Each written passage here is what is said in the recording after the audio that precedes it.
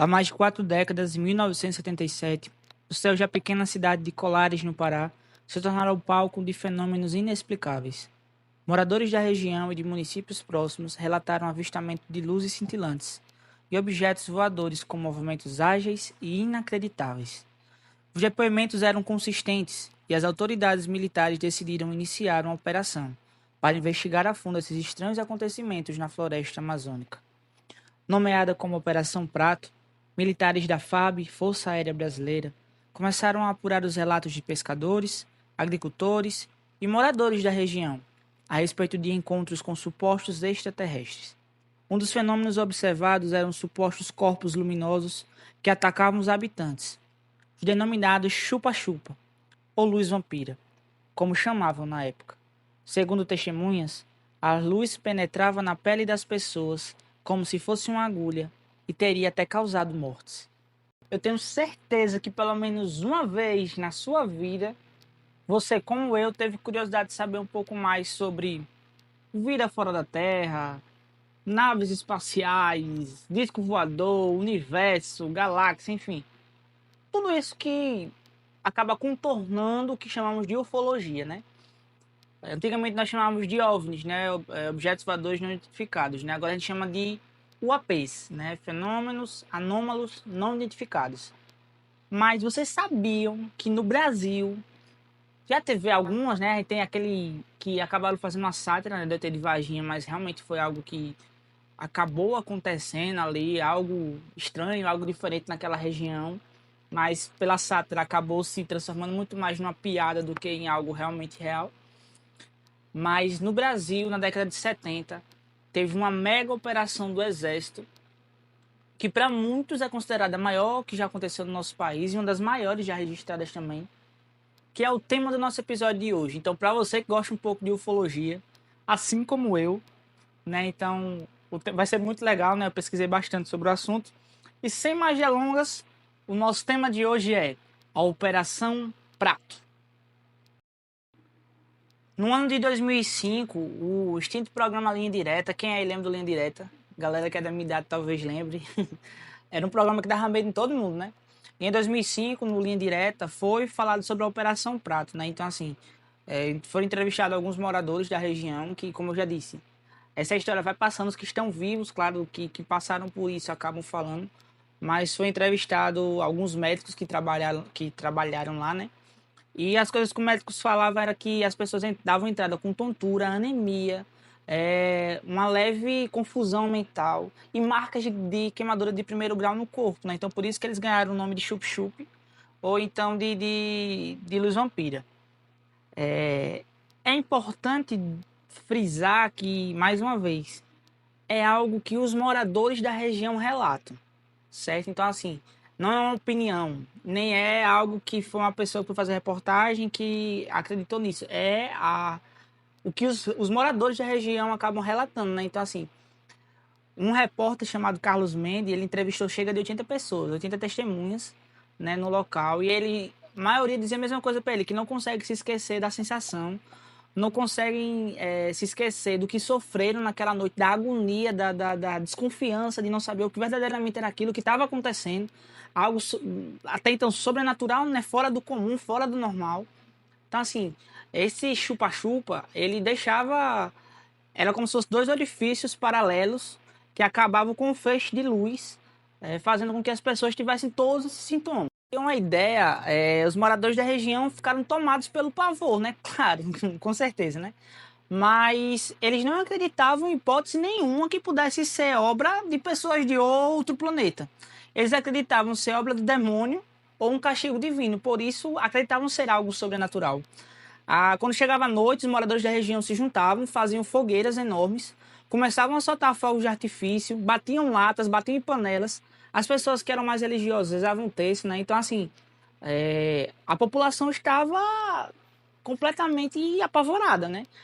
Todos com pistola, com espingarda, com faca, só esperando aquilo ali, porque estava se acontecendo todas as noites, né?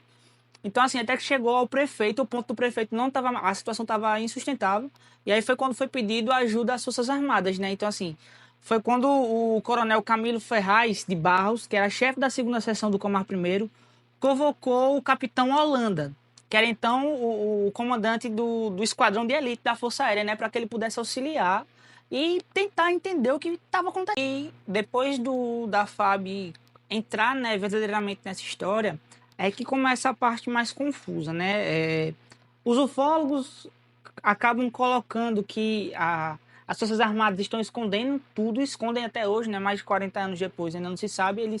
A intriga é porque eles não sabem verdadeiramente, não tem um veredito do que aconteceu, né? O impressionante é que depois de tanta coisa investigada, tanta documentação, ainda não se sabe o que é, né? Segundo os ufólogos. E aí foram se criadas várias teorias, né? Disseram que era coisa comunista, eram os comunistas, disseram que era uma histeria coletiva, disseram, como eu já falei, que era castigo de Deus, disseram que era obra do demônio. Então, assim, a gente sabe que teorias da conspiração, elas acabam existindo aos bolos, né? Como a gente pode falar, aos montes. Mas quando a FAB verdadeiramente começou a trabalhar, eles passaram 4 meses lá. Todo o processo requer um certo tipo de tempo, né? Para poder se estudar, desenvolver teorias, informações, captar. E as pessoas do tempo acabam que não tinham paciência, né? E quando se tornou algo sigiloso, aí então que se formou ainda mais a teoria de que realmente eram extraterrestres e de que a FAB estava tentando esconder. Foi aí, né, depois de que a FAB acabou, depois desses 4 meses que ela acabou passando lá, no dia 5 de dezembro de 1977, o capitão Holanda, né, que estava sendo responsável lá pela operação, ele estava muito entusiasmado e muito nervoso e ansioso, porque ele verdadeiramente agora tinha uma informação para passar para o brigadeiro, o Protásio Lopes, né? Que foi de um avistamento que ele mesmo fez, né? Segundo relatos, verdadeiramente ali eles tinham visto escoviadores na região, né? Todas as vezes que eram se perguntados, as pessoas da fábrica que estavam lá na operação, elas diziam, vi uma luz, vi algo ali, e tudo mais. Mas nesse dia ele tinha visto, segundo ele, um troço enorme de mais de 100 metros de comprimento. Então, assim, imagine só uma nave de 100 metros de comprimento sobrevoando um rio e que você não sabe o que é aquilo. Você não sabe identificar se é uma nave, se é o que é. Né? Então, assim, ele estava a 70 metros dessa embarcação, mesmo assim ele conseguiu ver esse negócio enorme. Segundo ele, esse objeto ele tinha o formato de uma bola de futebol americano, né? Grande, bem grande, né? E em cima fazendo aquele conezinho que a bola de futebol americano tem. E segundo os ufólogos, foi fotografado pelos militares. Aquela foto ela foi tirada, né? Só que, e segundo relatos, a partir disso, não existia mais dúvidas de que realmente, verdadeiramente era um disco voador. Era um objeto não identificado, né? E na hora da reunião, conta-se que o brigadeiro Protásio ele acabou não tendo o mesmo entusiasmo do coronel Holanda, né? Do capitão Holanda. Segundo dizem, e a história conta, que logo após essa reunião, o brigadeiro ele decidiu encerrar a operação, o que pegou todos de surpresa, né? Como depois de uma notícia, de um resultado desse, depois de tanto tempo de pesquisa, tanto tempo lá, né? Eles visualizando a situação, foi cancelado, né? E aqui eu vou ler uma parte muito importante, eu vou ler para vocês para falar exatamente, né, como foi descrito, que é uma parte muito importante dessa operação, né? Infelizmente, todos os militares que participaram da Operação Prato já faleceram. Né? Então, assim, o último, inclusive, foi o próprio Capitão Holanda, né?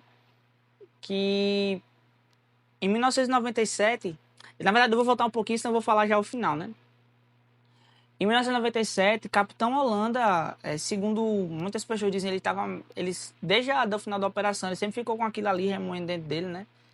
Ele entrou em contato com um ufólogo, né? O Ademar José, que era o responsável de toda a revista de ufologia, né? A UFO, dizendo que queria dar uma entrevista para ele, né? Então, assim, quando ele ligou para o diretor da revista, o cara não pensou duas vezes, com certeza. Eles viajaram, né, até onde estava o Cabo Holanda, Capitão Holanda, lá no Rio de Janeiro, lá em Cabo Frio, para poder ter essa entrevista, né? E aí eu vou ler exatamente o que foi falado nessa entrevista, tá certo? Em casa, o coronel reformado contou detalhes da operação. Voltou a relatar os seus muitos avistamentos. Admitiu que teve medo de ser abduzido e revelou que a investigação foi amplamente documentada. São mais de 500 fotografias, 16 horas de filmagens e de 2.000 páginas de relatório. Aquele monstro azul, embora tivesse um brilho muito forte, podia ser olhado diretamente e sem que ardessem as vistas. 2 meses depois de considerar essa bombástica entrevista, o coronel Holanda tirou a própria vida, enforcando-se no quarto de casa com a corda do roupão. Houve quem especulasse que ele teria sido assassinado por revelar informações sigilosas e colocar a segurança nacional em risco. Muitos dizem que ele não morreu, né? Apenas mudou de país. Mas o ufólogo que fez a entrevista, ele acaba rebatendo essas versões, né? Segundo ele não acredita em queima de arquivo ou teoria da conspiração. Ele acha que ele só programou essa entrevista porque ele já tinha programado se suicidar. Ele queria se livrar, acho que, de tudo que ele viu, de tudo que ele presenciou, de tudo que ele acabou passando. E ele queria se livrar disso, né? Então, assim,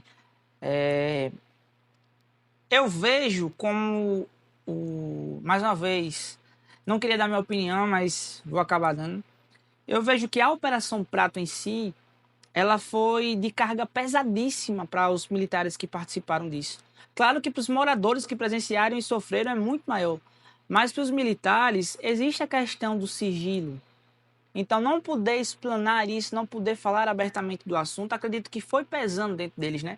E como o capitão ele foi o último, né? Ele era o último vivo, né? O último a falecer, eu acho que para ele acabou pesando bem mais, né? Como eu já disse, hoje no Arquivo Nacional está disponível várias coisas sobre os OVNIs, né? Inclusive, é um dos arquivos mais acessados, né?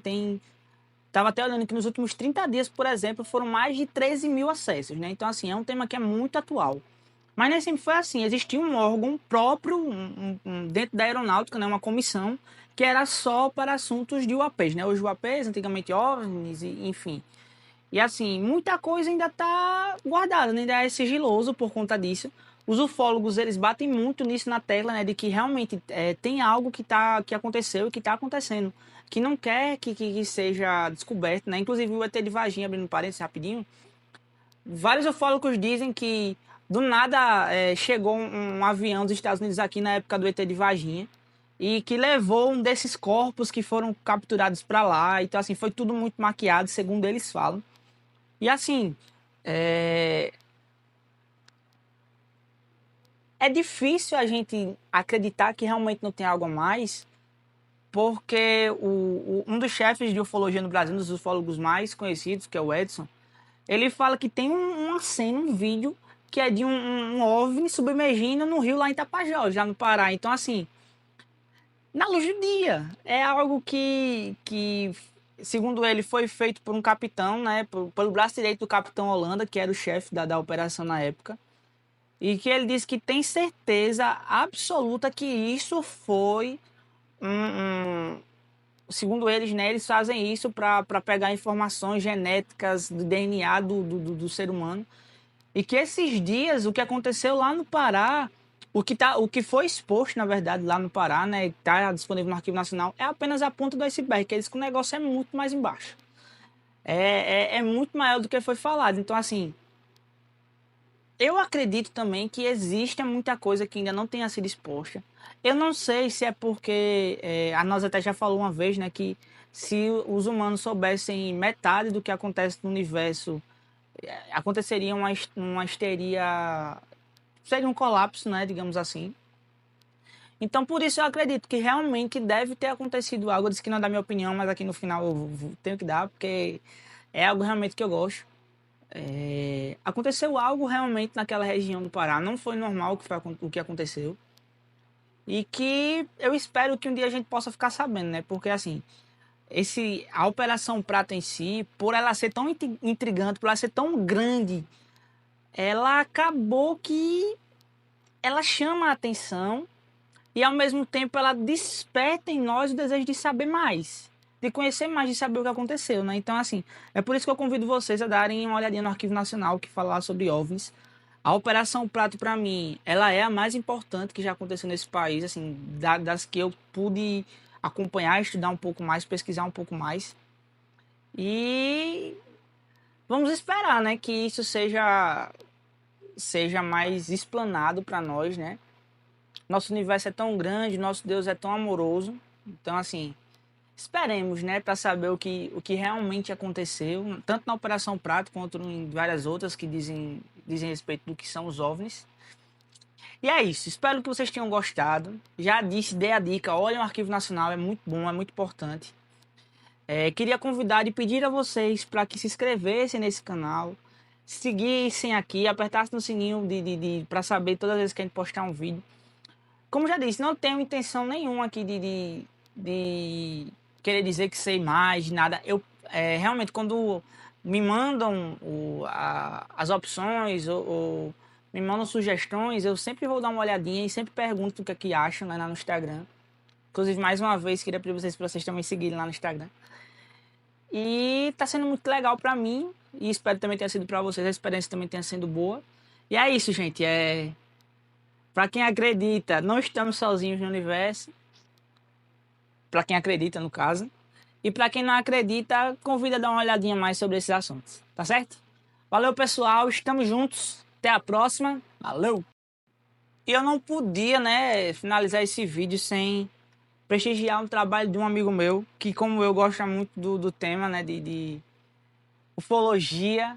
Olha que massa aqui o que ele fez. Ele inclusive foi a pessoa que me sugeriu esse tema. Então assim, pra quem gosta de ufologia é assim, né? A gente acaba que pesquisa, né, muito bastante, acaba aprendendo um pouco mais e tá aí, ó. Ficou bem legal. Obrigado, meu amigo Matheus. E é isso.